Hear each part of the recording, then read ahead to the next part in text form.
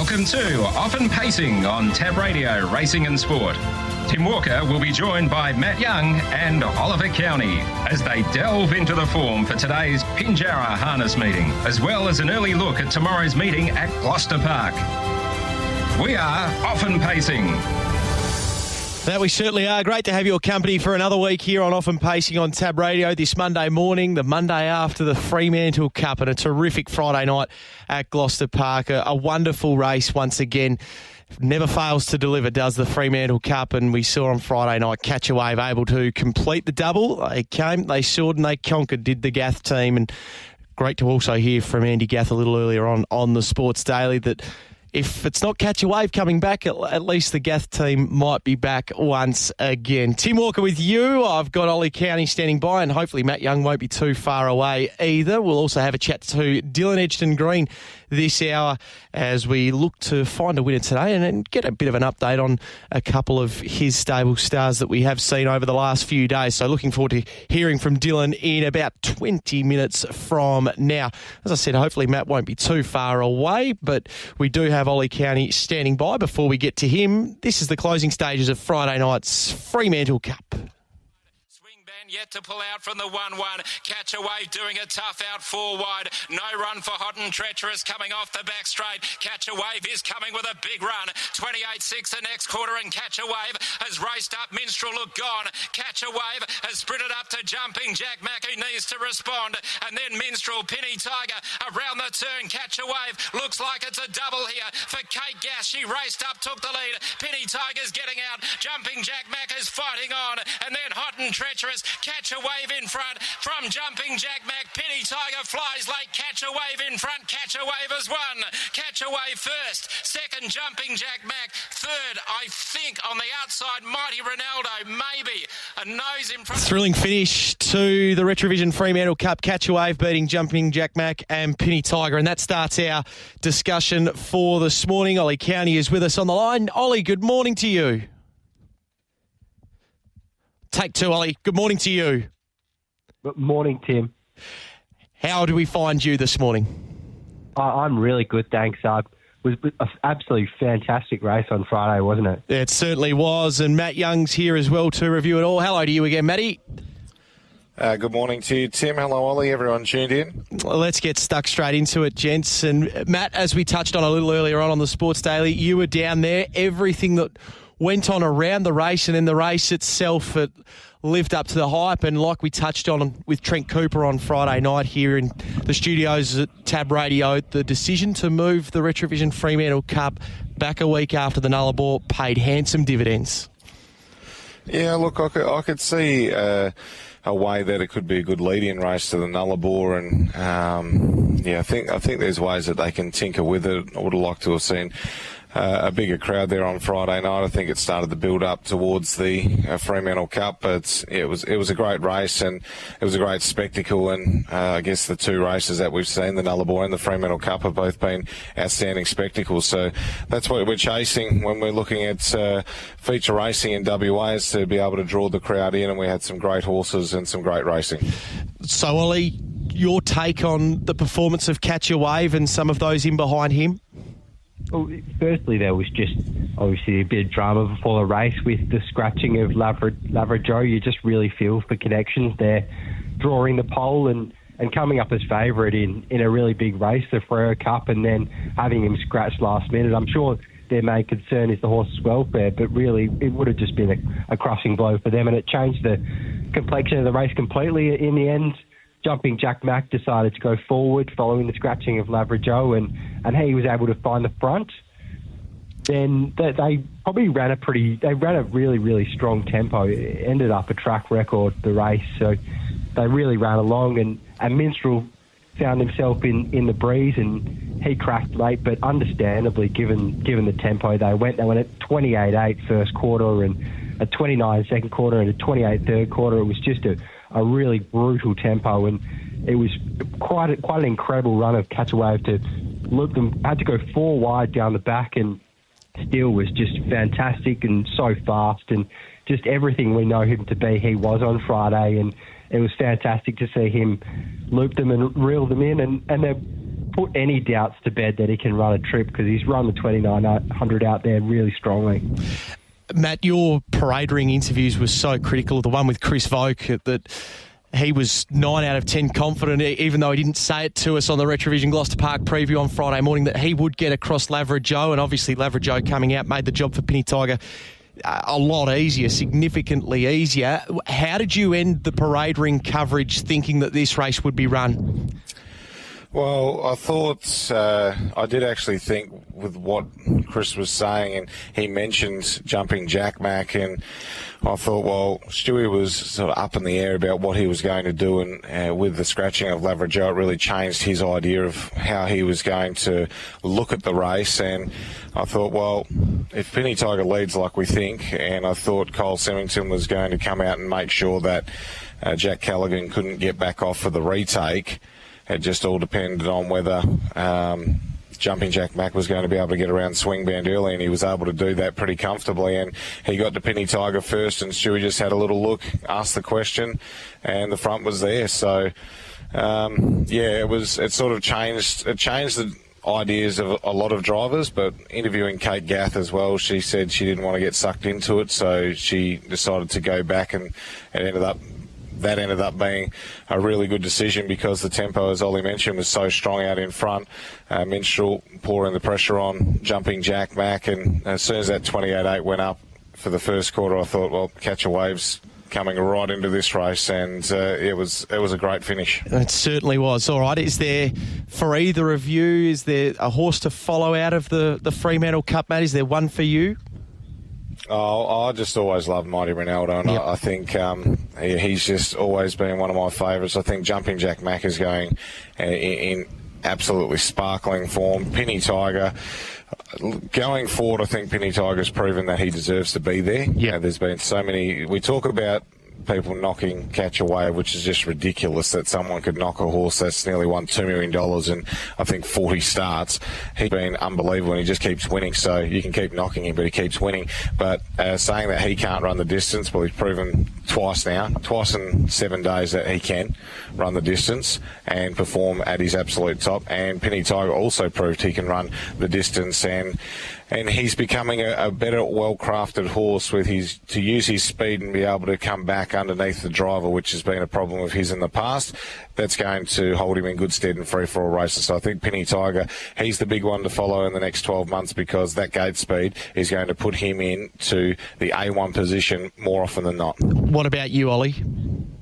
I thought, even the winner, Catch a Wave, I think Connections have mentioned that their next target's a Lensford Mile. I mean, off the back of these two runs, it'd be really hard to see what horse can beat him off that, with his brilliant gate speed as well over a mile. I think he'll go really close to winning that, obviously a few months away, but I think he's definitely one to follow there. And then, as Matt mentioned, Penny Tiger, just the way he's been able to come back this time in and settle really well and run out a really strong long trip, it's just been amazing, and he really has gone to another level as a horse. And I think that with his gate speed, he'll just be a real force in any race he can draw the front row. And Mighty Ronaldo, he was absolutely flooding home late, so it looks like he's right back to his best stuff. There was one indifferent run in there for him, but since his 2 runs since have been fantastic, so I think he's a horse to follow, Mighty Ronaldo. All right, keep rolling, Ollie. Out of the rest of the evening, who caught your eye from the balance of the GP card? In race 4, State of Heaven, he was the first horse 3 wide. He was up in grade. It was a really strong race where Steal the Show was out in front, and he was the first one wide, and he stuck on really, really gamely for a strong 4th in some pretty sharp late splits. So I thought in an easier race, when he drops back, State of Heaven can be really, really hard to beat. And then in race 9, Diorce, really good following up Wall Street Girl out wide, and he made good ground late and was hitting the line hard. So I think he's just ended up too far back in his recent races. If he can settle a bit closer in the run, I think he can win one soon. All right, so a couple of Padberg runners to take note of there from Ollie. What about you, Matt?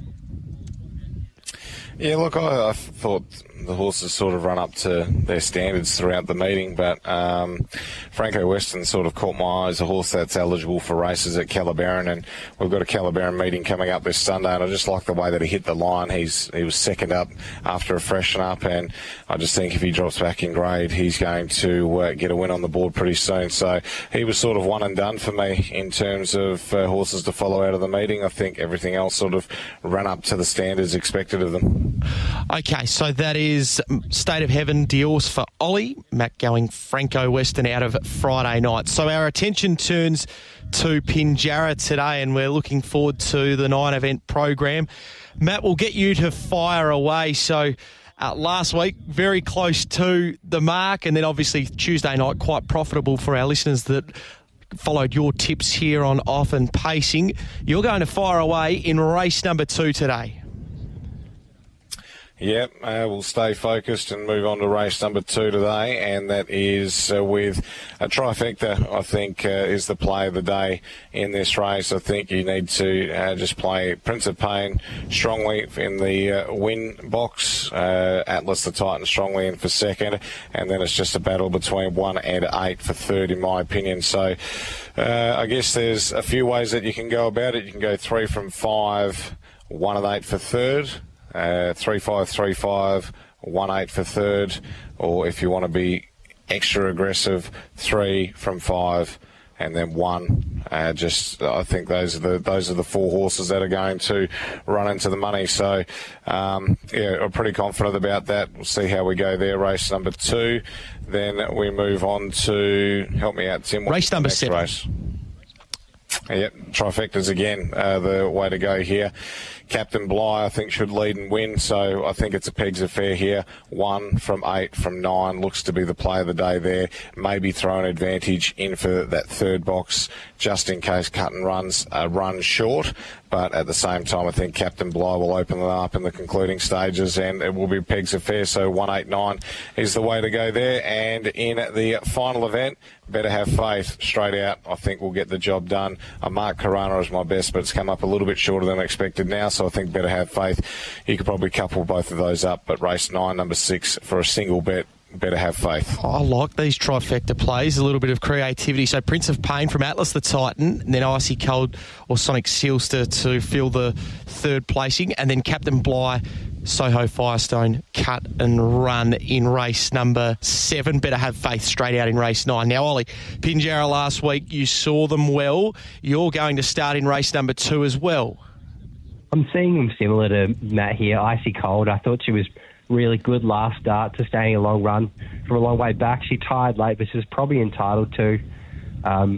She's been used once off the gate and she made a break, but before making a break, she was actually showing some pretty good gate speed. So I think from the inside here, she can probably dig up and hand to the right horse, and I think she looks a good place bet. Anything above $2 looks pretty good value. And then race 3, I thought one at real big odds was Lunetta. Numerical form is pretty terrible for this filly, but I thought she trialled quite well behind Lightning Banner leading into this campaign, and then pretty disappointing first up, but last start she was, I thought, a lot better, sustaining a long run out wide on the track, and she beat another horse home here who's she's coming up against and is a much shorter price. So I thought she could find a spot in the running line early, and then at decent each way odds she could run into the money. And then in race 8, I thought Ideal in Gold, first start was really, really impressive last start. Too strong in the end after finding the top mid-race. He had to do quite a bit of work there. I think if he can stay ahead of Karana and Parakeet in this race, who are both off 20 metres, I think he can go a long way to winning. The query probably is the 2,600, but I think he can just do enough if he does lead to hold on at the end of the race. Okay, so that is Icy Cold, a good place bet there in race number 2. Lunetta on the each-way basis in race 3, and Ideal in Gold in race number 8. The stand, of course, Matt's best. If you did listen into the Sports Daily earlier on, he was keen on the prospects of Karana there. Looking forward to that standing start event today. All right, now, Ollie, we'll get you to start with Gloucester Park tomorrow night, and we turn our attention, our first look at this meeting, to race number 5, and this is where the first of your plays comes up. A little bit of fun in this race. It's just been devoid of any luck when it comes to barrier draws for quite some time now. Doesn't draw the best gate here, but I thought following through a decent beginner in Henwood Bay, we'll be able to settle up pretty close in the race, and it looks like there could be some speed on here. So if there is some speed on and it's run upside down, I think the way he's been finishing off his races, it'd be really hard to beat if they did run it upside down. So I thought it looked a decent each-way bet, a little bit of fun in that race. And then in race 9, a horse I've been following for a few starts now and hasn't quite gotten the job done, Saloon. A number of placings next to his name, but I don't think he's a non-winner. He's been super in each of those runs. I think he's just been a bit unlucky at times and left his run a little bit too late. He was really good last start. Another one where he just left his run slightly too late, but I think he's really well in off the 20-metre handicap here ahead of a lot of his main rivals. I think the hardest to beat is Nicky's Son, but has the handicap advantage on that horse, so I think Saloon will be really hard to beat there. All right, so that is a little bit of fun in race 5 and race 9, Saloon for Ollie tomorrow night. Now, Matt, you're going to the opener. This 3-year-old event to start the evening's proceedings there at headquarters is going to be an interesting one. Absolutely right, and it's sort of chips in here for me, Tim. I think off the charts he showed his gate speed, which is something I guess I've forgotten about with his last start, but at that 17-30 metre start he can get a slingshot from the outside. And looking at the horses underneath him, Franklin Delano's having only his second start, and he'll be following out to the right behind the back of the Mobile, which could be a little bit daunting for him in his second go. Prime Mover, Better Arcade, Cover Notes, Rock and Roll Train, I think off the charts could get a slingshot and get across these. He nearly crossed Cork and Run, who nearly led on Friday night in the Caduceus Club Classic. So I think that gate speed has really had the form franked, and I think if off the charts crosses down to the marker pegs, I think it'll be game over. So race 1, number 7 off the charts, I thought he could lead and win the opening event. All right, off the charts there, and the second of your plays tomorrow night comes up in race number 8. Yeah, look, I really like Codename Marcus. I don't think he'll find a much easier race to drop back into. He should be able to get the job done in this race. I do think he might come up at prohibitive odds, but he was 4th last start behind the Mickey Taker Skylord. I think that's a really good form line for this race. So I think he'll be winning, but at the same time, if he is a bit too short, I think Road Closure will run a good race and is a good place bet in that event. Cam's Boulders a likely improver, so I'd be playing around the novelties with 6 winning and 1 being able to run second or third, so anchoring those 2, 1 to win, or 6 to win I should say, and 1 to run second or third. That would be how I'd play race number 8, but I think Codename Marcus should be able to get the job done, but I think Road Closure can run a place as well. All right, off the charts in race 1 and Codename Marcus in race number 8 there for Matt. All right, gents, thanks for your time this morning. I know we're off the back of the Nullarbor and the Fremantle Cup, but the nominations have just come out for Friday night. We've got the $50,000 4 and 5-year-old championship where seniors got the bases loaded, but it doesn't end there. There's plenty of depth to the nominations in that race, and then the Breeders' Stakes as well, and we get to see Artie by the Seaside there again potentially after she really made an impression first up in the state on Nullarbor night. So there'll be plenty to dissect next Monday morning, and obviously we'll look ahead to another big couple of meetings as well. So enjoy the next few days and hopefully many winners to you, Matt. Cheers, guys. And Ollie, all the best to you as well. Thanks, Tim. There is Ollie Cownie and Matt Young. All right, we'll take a very short break. Looking forward to catching up with Dylan Edgerton-Green on the other side of it. Obviously a really interesting runner in the opening race today at Pinjarra, which we'll be able to work through with him. And we can also get a little bit of a snapshot on how his stable is tracking along. A few good results over the weekend and a nice return as well to some really good form of Too Fast, Too Serious on Friday night. So looking forward to chatting to him in just a moment. How would you like to promote your business to over 150,000 people every week? Not only in the Perth metro area, but statewide through the Tab Radio network. Advertising on Tab Radio is a cost-effective way of reaching a large attentive audience. Listening in the car, office, home, online, and through the Tab Touch app. For more, email radioadvertising@rwwa.com.au. Why are more people choosing Retrovision for all the electrical stuff they love? Well, I know our AC members love saving an extra 5% every day. Want to shop with confidence? Well, you've got Retrovision's lowest price guarantee. If it's more about shopping stress-free, check out our buy now, pay later options. And then, of course, who doesn't love shopping with Retrovision's 60-day price promise? So for all the electrical stuff you love, you're going to love shopping with us in-store or online at retrovision.com.au. Let's begin. When it comes to insurance, Phoenix Insurance Brokers are the trusted name in WA. Celebrating 30 years in the business, they know how to make complex processes easy. PIB offers competitive rates, a choice of companies, and most importantly, the experience, which gives them great insight into client needs. PIB provide tailored practical solutions with the personal touch to help you protect your business. So contact Phoenix Insurance Brokers today at phoenixins.com.au. You are listening to Often Pacing on Tab Radio, Racing and Sport. You certainly are. It's great to have your company this Monday morning in the run-up to 10 o'clock, and it's great to have Dylan Edgerton-Green with us on the line looking ahead to today, and we can get a bit of an update on some of his stable stars as well that we saw over the course of the weekend. Dylan, good morning to you. Yeah, good morning, Timmy and listeners. How are you travelling? Going very nicely. How about yourself ahead of what's a busy couple of days ahead for you, and I'm sure an interesting couple of days ahead for you as well as we get to Pinjarra today in particular? Yeah, it's good.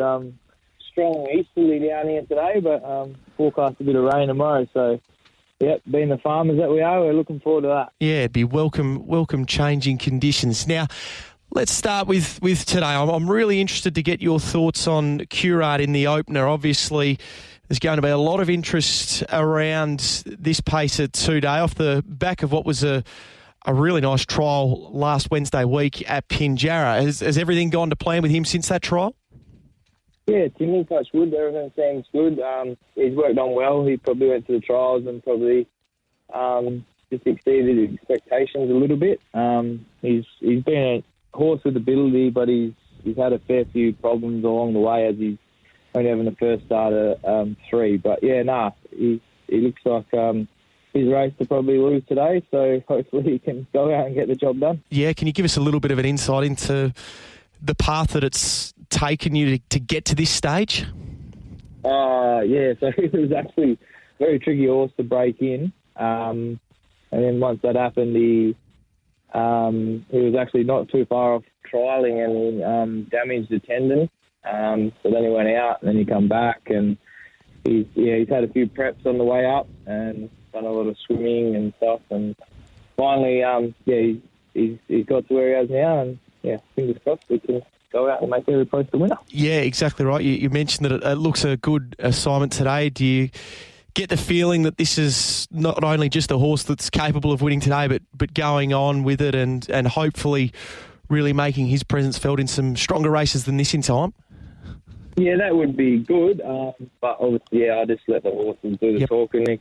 You can have big expectations of them and they can go to the races and really let you down. But he's shown all the signs that he can work his way through it, and fingers crossed he can be the one that steps up over the next couple of months with a few future 3-year-olds coming up. Yeah, exactly right. And obviously we've seen the half-brother, the younger half-brother in recent times for you as well in Captain Paprika going around. So hopefully we can see Curard perform well today. Just a very quick word. You've got a couple of drives for Colin as well this afternoon. Matt just mentioned about Sonic Sealster being perhaps a nice each-way play, one to throw in the trifectas. Would you talk any of the listeners out of doing that if that is indeed the way that they're looking to play? No, I definitely think he's a great each-way chance. He's going to get a little bit nicer run than he's had his previous few, not having to burn off the gate, hopefully. He's got a good quarter in him, and hopefully the favourite has to do a little bit of work, and he can be the one just nabbing them on the line. And what's Colin's report in regards to It's Just a Shot Away in race number 4, who, of course, it does look a nice setup for him? Yeah, he had a nice opinion of this horse early on, and it just kept on getting problem after problem, and finally they got it to the races, and then things didn't go right, so they give him a nice spell. Come back, he had a trial, and he actually trialled really good against a nice horse, and I think he should improve off that. So, yeah, I think he's got a bit of a future, hopefully, and hopefully for owners he can get the job done and get the money in the bank for him today. Dylan Edgerton-Green is with us on Off and Pacing. Now, that's today. So a word back to Friday night, if we can get you to cast your mind back. The Fremantle Cup, obviously Tenzing Bromack. We know that the circumstances didn't work out for him on the night. Do we just completely rule a line through how that played out on Friday night? Yeah, definitely. Nothing sort of went his way. He sort of probably didn't travel as good once he went 3 wide, but then he got the flat tyre, and it was lights out from there. But it was a real good race, and I wouldn't be too worried about him. He'll bounce back when he goes around next. He's just a warrior. So it was good, just not his night. And the other of the features was the Caduceus Club. You had Cork Can Run. I don't think there's any doubting his ability to measure up to this level. How did you come away from Friday night? Really disappointed, to be fair, Tim. He was involved in a little bit of the early speed, but he just didn't travel at all in the run. So, we're going to do a few tests on that during the week and see if we can get a finger on the pulse. His first 2 starts have been good, but I still wasn't overly impressed with him. We did geld him after his last prep and hope that he come back with a little bit better mindset, but maybe there's something else there that's just not quite right. So we're going to get our finger on the pulse on that, and hopefully next time he goes around, he's a bit better horse. All right. Now, Too Fast, Too Serious, I thought that was a really encouraging performance. A couple of starts back now, but that in a race that clearly it was going to be tough to beat the favourite. He did everything in his power on Friday night, couldn't he? Too Fast, Too Serious? Yeah, no, very happy with him, Tim. Obviously very dangerous. Sitting camp there. Didn't really get the perfect run to be able to win it, but he got out and got home good.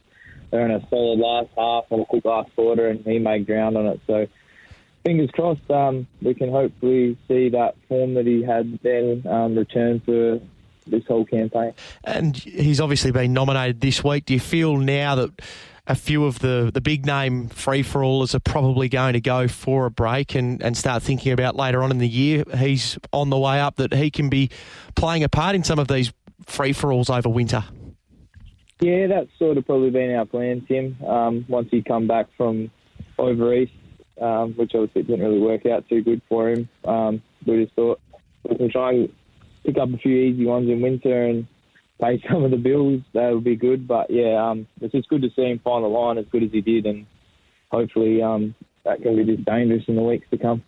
Now, we saw Mungatahi win at Northam on Friday night as well, and is among 3 that you've nominated for the 4 and 5 year old championship. Rockmeister, Hale St. Louis and Mungatahi. Are you hopeful that all 3 of them, we can see them in the $50,000 feature on Friday? Yeah, I actually nominated to have a look at them. Where they're going to figure best, Tim. Yep. And there's a few other races throughout the weekend that might suit them better. But obviously there'll be 1 or 2 going around in that, definitely. Mungatahi was good at Northern. Chris bounced to the front, and it was just curtains from there. And it was good for him to get the win, and he puts a bit of effort in at the farm stables. So good reward for Chris. So that's good. And Hale St. Louis, he just needs a little bit of luck and against those better ones, and he can be dangerous. So we'll see. And then Rockmeister, his first run back from a lengthy spell, so we'll see. Nominate him for a few races, but he's working good at home and probably take 1 or 2 runs to be at his brilliant best. But he's a nice horse, and hopefully he can go through his grades this prep. All right, Dylan, just one more before we do let you go. There's been a couple of interesting 2-year-olds that we've seen from your stable as well, and we saw Purely Pandemic for the first time on Friday night. A good outing there. You would have been happy with that? Yeah, very happy with her, Tim. She sort of doesn't really give you that much to write home about at home, and she's gone out, done everything quite well, and showing she's put her hand up that she wants to stay in the camp, and fingers crossed if we can get another race and get a bit more experience under her, I'm sure she'll come back next prep even better again. And we have had one off our Retrovision text line as well that was taken with the performance of Full Swing Denario. I know it was a small field that he beat a couple of weeks ago. How he's tracking along? Yeah, he actually went out for a short spell, Yep. so he'll be back next week. He comes back into work, and really like him. He just was probably, his mindset probably wasn't in at his last start, so we elected to give him a bit of a freshen up, and he'll come back and hopefully he can continue on his way. Fantastic. Well, great to get an update on a range of horses with you this morning. Good luck today at Pinjarra, and hopefully towards Friday night as well with feature racing there. You can be thereabouts, particularly the 4 and 5-year-old championship. Thanks for your time this morning on Off and Pacing. Thank you, Tim. Go home and have a nap and rest up, ready for tomorrow morning. Sounds good. There is Dylan Edgerton-Green with us on the line. So that is another edition of Off and Pacing. Thanks for listening in this morning. We'll be back again next week, and as I said, the feature racing in terms of the Fremantle Cup and the Nullarbor, it may be done, but looking ahead to Friday night, it looks set to be another really intriguing night down there at Gloucester Park, and plenty of high-quality animals on display. Looking forward to wrapping it all up with you again next Monday morning, and we'll have Matt and Ollie back once again. I'm going to vacate the chair, and we'll have Leah Ernest in for the early part of race day. Back plenty of winners today.